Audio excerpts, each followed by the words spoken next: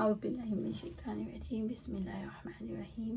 رہن کے معنی ثبوت، جہاں رکنا اور اصطلاح شرع میں رہن کہتے ہیں قرض کے بدلے کوئی چیز رکھوا دینے کو، مضبوطی کے لیے کہ اگر قرض ادا نہ ہو تو مرتہن اس چیز سے اپنا قرض وصول کر لے۔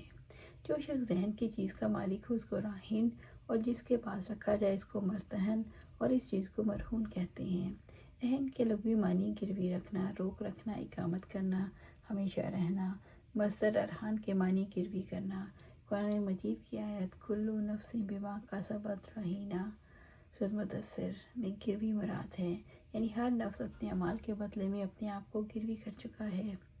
حدیث نبوی کل غلامہ رہینہ بعقیقہ میں بھی گروی مراد ہے، یعنی ہر بچہ اپنی عقیقہ کے ہاتھ میں گروی ہے۔ بعض نے کہا اس سے مراد یہ ہے کہ جس بچے کا عقیقہ نہ ہو وہ مر گیا تو اپنے والدین کی سفارش نہیں کرے گا۔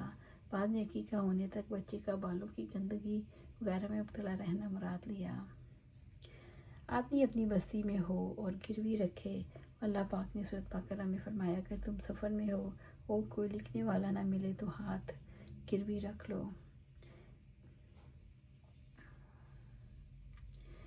اکثر سفر میں گروی کی ضرورت پڑتی ہے، اور اس کا مطلب یہ نہیں کہ حضر میں گروی رکھنا درست نہیں۔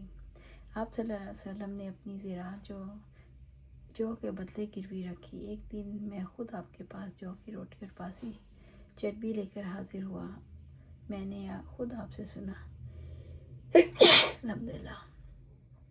آپ فرما رہے تھے آل محمد صلی اللہ علیہ وسلم پر کوئی صبح اور کوئی شام ایسی نہیں کہ ایک ساتھ سے زیادہ کچھ اور موجود رہا ہو، حالانکہ آپ صلی اللہ علیہ وسلم کے نوکر 9 گھر تھے۔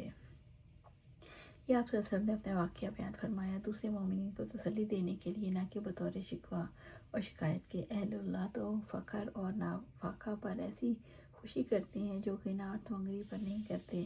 وہ کہتے ہیں فقر اور فاقہ اور دکھ اور بیماری خالص محبوب یعنی خداوند کریم کی مراد ہے، اور قناعت مندی میں بندے کی مراد بھی شریک ہو جاتی ہے۔ زرا کو گروی رکھنا۔ عائشہ رضی اللہ عنہا نے بیان کیا کہ آپ صلی اللہ علیہ وسلم نے ایک یہودی سے غلہ خریدا مقررہ مدت کے قرض پر، اور اپنی زرا اس کے پاس گروی رکھی۔ ہتھیار گروی رکھنا۔ آپ صلی اللہ علیہ وسلم نے کعب بن اشرف یہودی اسلام کا پکا دشمن کا کام کون تمام کرتا ہے کہ اس نے اللہ اور اس کے رسول کو بہت تکلیف دے رکھی ہے۔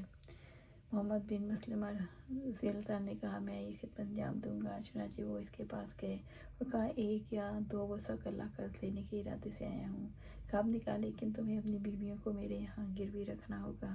محمد بن مسلمہ اور اس کے ساتھیوں نے کہا ہم اپنی بیویوں کو تمہارے پاس کس طرح گروی رکھ سکتے ہیں جبکہ تم ساری عرب میں خوبصورت ہو؟ اس نے کہا پھر اپنی اولاد گروی رکھ دو۔ انہوں نے کہا ہم اپنی اولاد کس طرح رہن رکھ سکتے ہیں؟ اسی پر انہیں گالی دی جایا کرے گی کہ 1-2 وسق غلے کے لیے رہن رکھ دیے گئے تو ہمارے لیے بڑی شرم کی بات ہوگی، البتہ وہ اپنے ہتھیار تمہارے یہاں رکھ سکتے ہیں۔ سفیان نے کہا کہ مراد لفظ نامہ سے ہتھیار ہیں۔ پھر محمد بن مسلمہ اسے دوبارہ ملنے کا وعدہ کر کے چلے آئے اور رات میں اس کے یہاں پہنچے، اسے قتل کر دیا۔ پھر نبی صلی اللہ علیہ وسلم کی خدمت میں حاضر ہوئے اور آپ کو خبر دی۔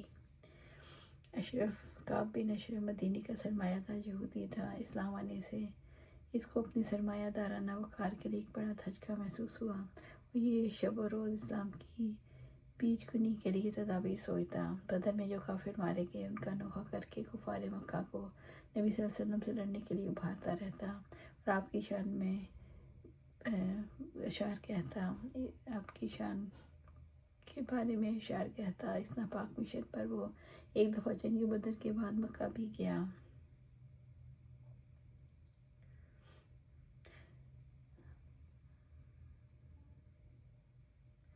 محمد بن مسلمہ نے کعب کے ہتھیار رہن رکھے کا ذکر فرمایا، اسی سے باب کا مطلب ثابت ہوا۔